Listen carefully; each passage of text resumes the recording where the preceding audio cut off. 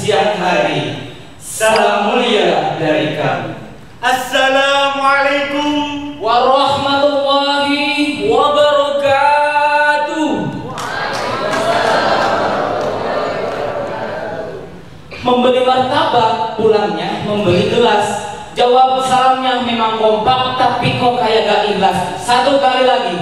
Assalamualaikum warahmatullahi wabarakatuh.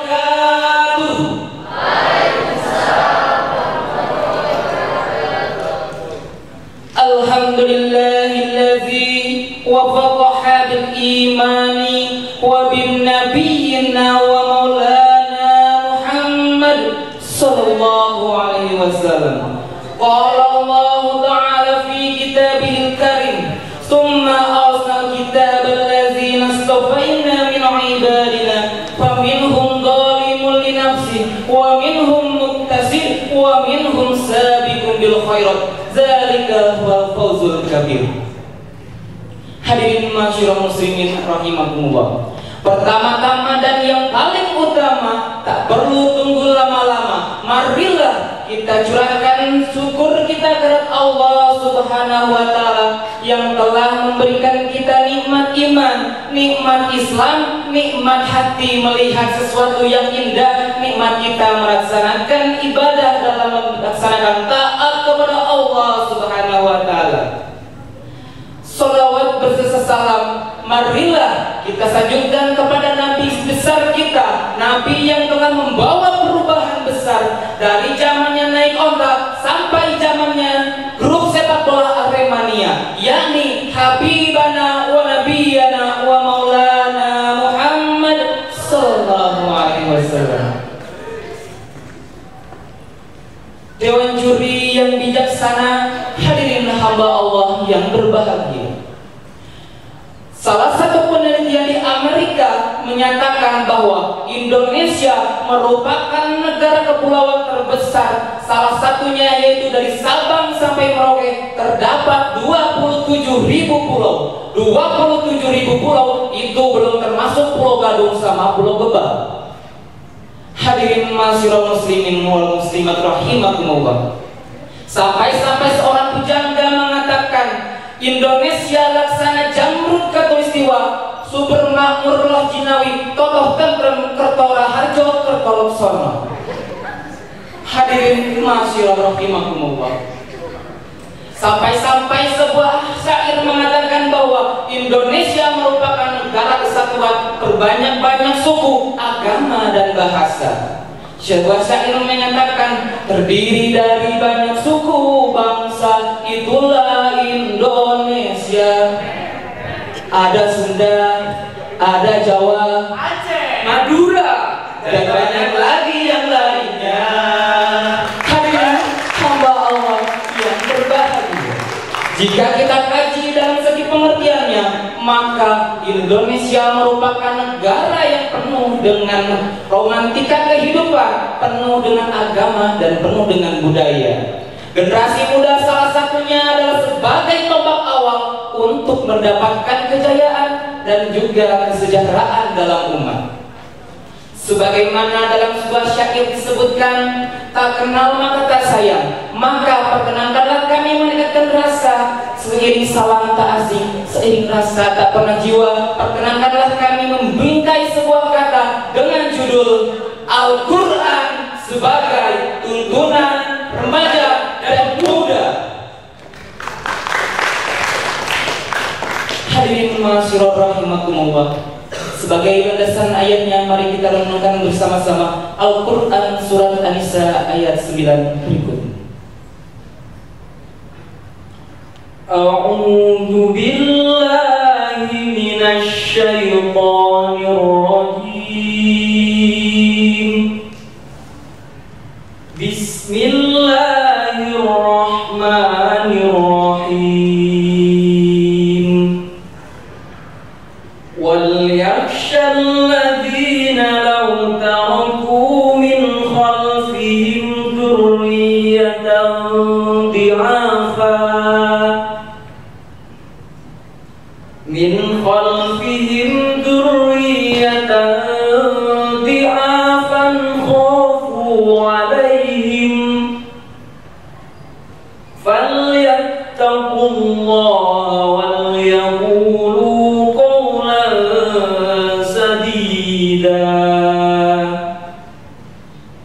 Aku berlindung kepada Allah dari godaan syaitan yang terkutuk dengan menyebut nama Allah yang Maha Pengasih lagi Maha Penyayang. Dan hendaklah takut kepada Allah orang-orang yang sekiranya meninggalkan di belakang mereka anak-anak yang lemah, yang mereka khawatir terhadap kesejahteraan mereka. Oleh sebab itu, hendaklah mereka bertakwa kepada Allah dan hendaklah mereka mengatakan perkataan yang benar. Hadirin ma'asyiral muslimin rahimakumullah, dapat kita ambil pengertian dari ayat di atas bahwa menurut Michael Arnold, seorang peneliti dari Amerika, menyebutkan pemuda merupakan tulang punggung suatu negara. Tanpa kita sadari, sekarang dan yang akan datang pemimpinnya adalah kita, bukan lagi orang-orang yang sudah lanjut usia.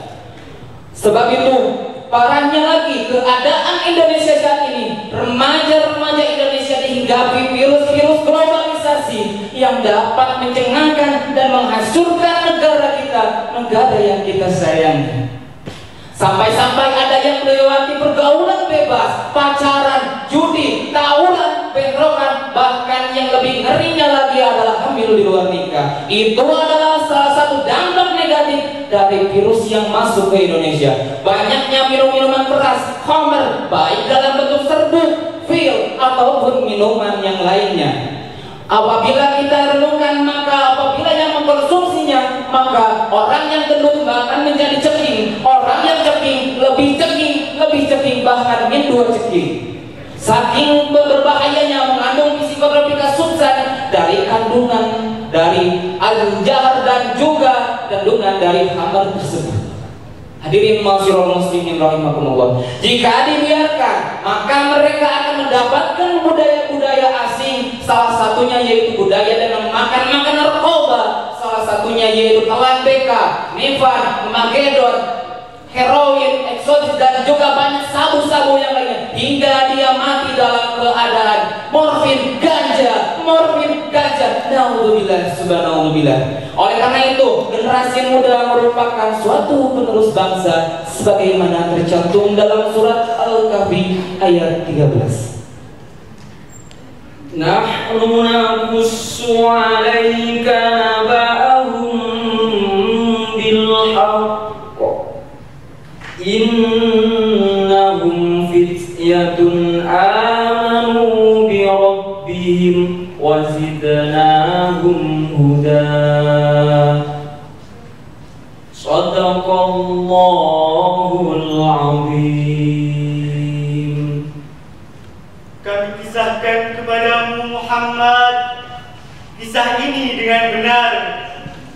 Sesungguhnya mereka adalah pemuda-pemuda yang bertakwa kepada Tuhan mereka, dan kami telah memberi petunjuk kepada mereka. Maha benar Allah dengan segala firman-firman-Nya. Dewan juri yang bijaksana, hadirin hamba Allah yang berbahagia, jika kita renungkan lagi, apabila mereka mengkonsumsi makanan dan minuman yang haram, maka bukan lagi menjadi mental-mental pelopor, tapi mental-mental pengekor yang maunya naik motor tetapi tidak honor, estimasi waktu malah molor, inginnya jadi seorang dokter dan mandor tetapi malah jadi seorang tukang cuci motor. Itu adalah apabila dampak dari mengkonsumsi narkoba. Hadirin ma'asyiral rahimakumullah, perlu kami ingatkan kepada seluruh umat Islam di Indonesia bahwa rampok-rampok iman, maling-maling akidah sudah bergentayangan di mana-mana. Kita kaji dari penelitian agama menunjukkan pada tahun 2012 tumbuh aliran-aliran yang mengatasnamakan agama malah menjadi perusak akidah agama. Salah satunya itu terdapat 350 aliran baru di Indonesia. Beberapa tahun yang lalu kita ketahui bahwa ada namanya aliran Salamullah yang dipimpin oleh seorang wanita mendirikan kerajaan Eden, ditangkap oleh polisi ngakunya malaikat Jibril. Ini Bu, ini sejarah yang baru di Indonesia, di dunia bahkan satu-satunya polisi yang bisa menangkap malaikat Jibril. Mending yang ditangkap malaikat Jibril, bagaimana kalau yang ditangkapnya malaikat Israel? La ilaha illallah, masya Allah. Na'udzubillah min dzalik. Hadirin masyarul muslimin rahimakumullah. Dari ulayan di atas disimpulkan bahwa yang pertama, agama merupakan fondasi awal yang bisa membangkitkan jiwa dan raga pemuda. Yang kedua, pemuda merupakan tulang punggung dari suatu bangsa di Indonesia bahkan dimanapun berada. Hadirin masyarul muslimin rahimakumullah, demikianlah risalah yang bisa kami sampaikan. Sebelumnya perkenalan kami menggunakan sebuah syair, yaitu syair salah satunya. Wahai muda-mudi muslim, bangkitlah dan berjihadlah dengan harta jiwa raga selama hayat di dunia. Tegakkan Islam, Allah pasti janji baiklah kapan dan dimanapun berada. Hadirin hamba Allah yang berbahagia, cukup sekian ketemukan dari kami, semoga ada manfaatnya. Apabila itu sebuah kelebihan semata-mata dari Allah Subhanahu wa Ta'ala, apabila itu adalah kekurangan, itu semata-mata dari kami sendiri. Bulan Ramadan, orang-orang sembahyang taraweh, orang sembahyang taraweh bacanya Al-Quran, orang tampan dan juga soleh, selain tampan dan juga menawan. Jika ada sumur di ladang, boleh kita berlubang mandi. Jika ada yang tersirat kata tersayang, teruntuk dewan juri. Hadirin rahimakumullah, sekian dari persembahan dari kami. Wassalamualaikum warahmatullahi wabarakatuh.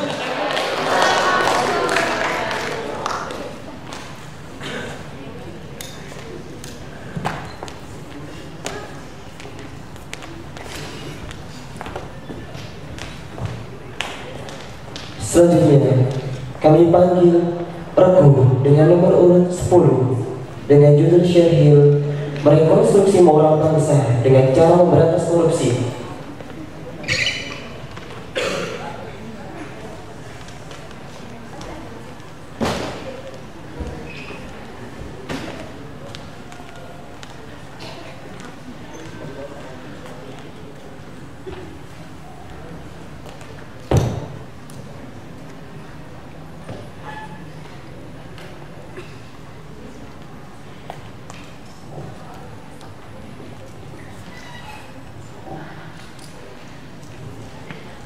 Assalamualaikum warahmatullahi wabarakatuh.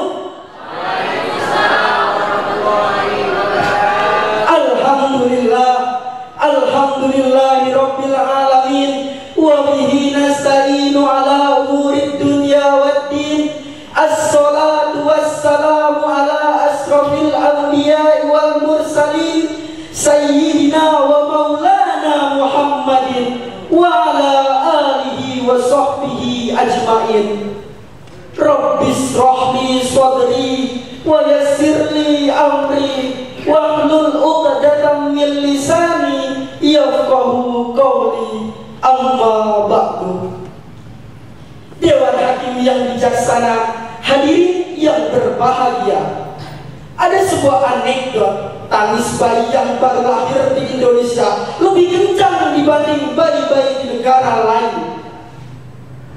Karena begitu dia lahir dari perut ibunya, langsung menanggung hutang minimal 8,3 juta rupiah. Mengapa bisa demikian? Bukankah negara ini kaya dan subur akan sumber daya alam? Ya, semua itu tak lain karena salah urus. Kekayaan alam dikuras habis bukan untuk kemakmuran rakyat, tetapi untuk dikorupsi. Korupsi, kolusi, dan nepotisme di Indonesia merupakan praktik praktik yang sistematik dan membudaya. Lihat saja, ketika ada urusan di kantor-kantor, kita akan dibuat jengkel dan kesal karena harus menunggu dan menunggu. Urusan baru akan lancar kalau kita mau menyelipkan amplop dari meja ke meja.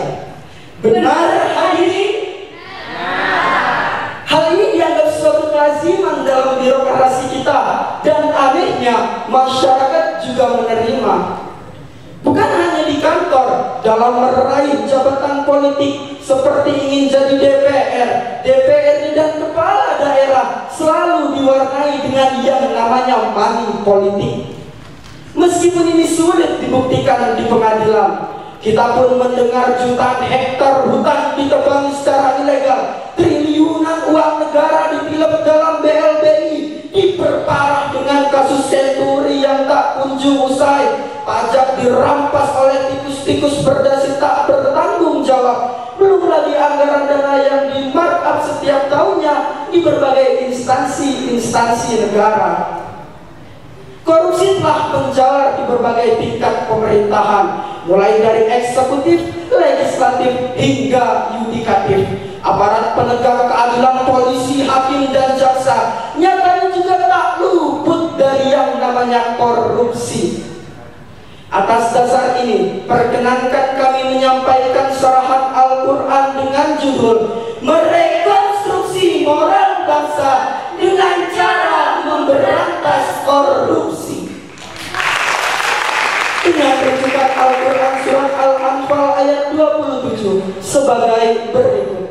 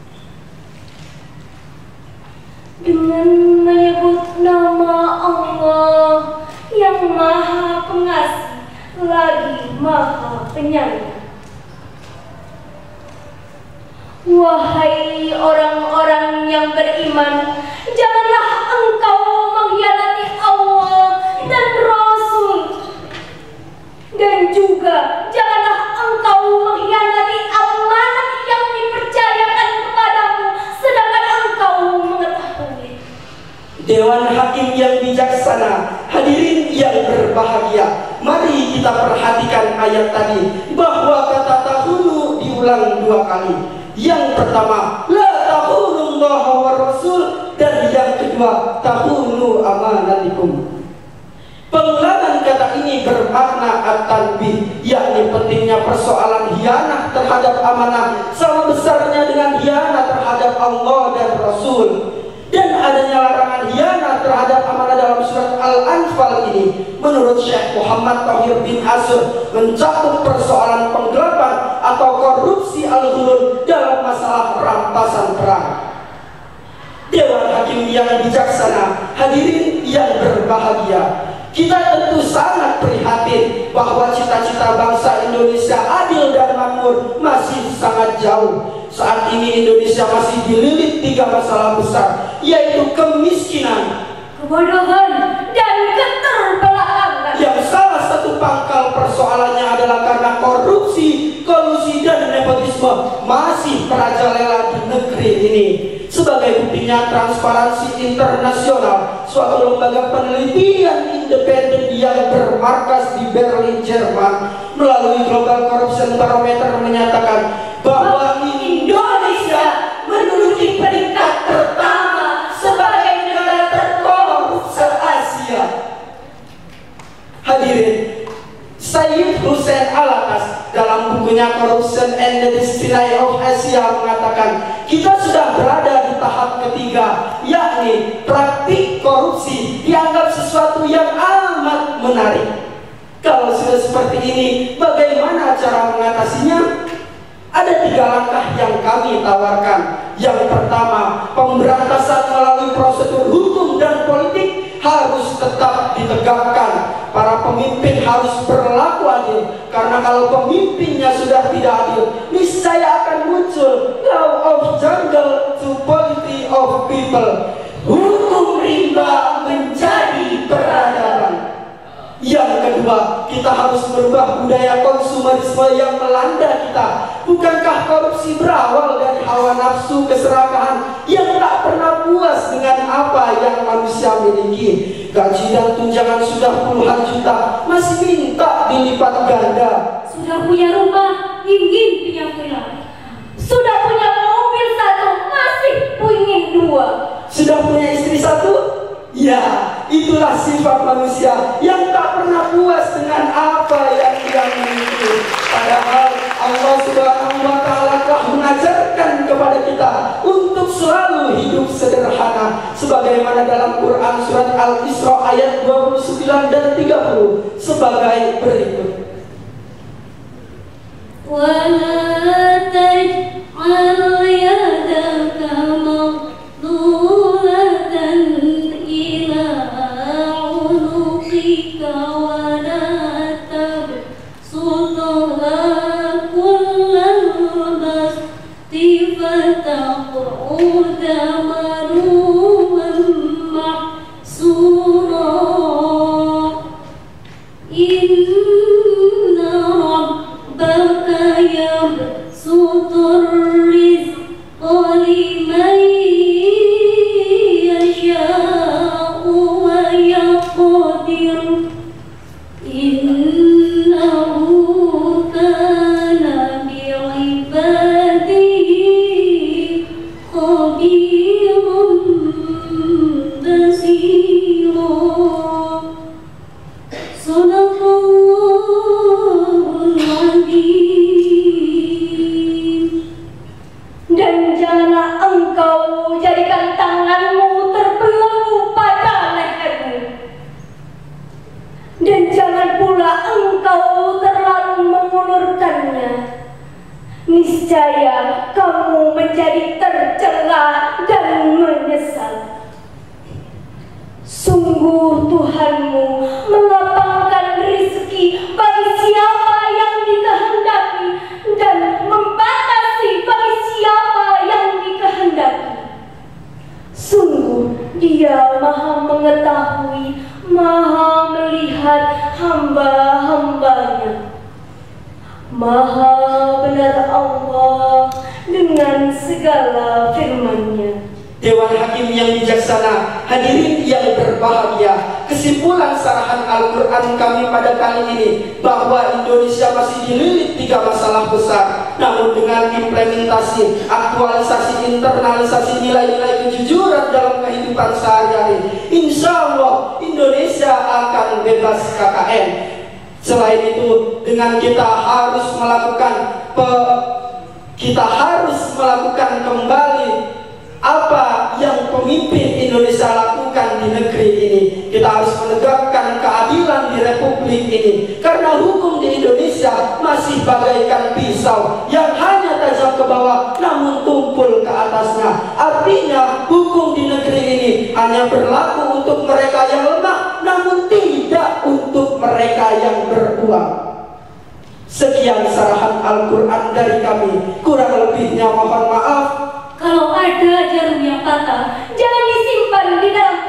Kalau ada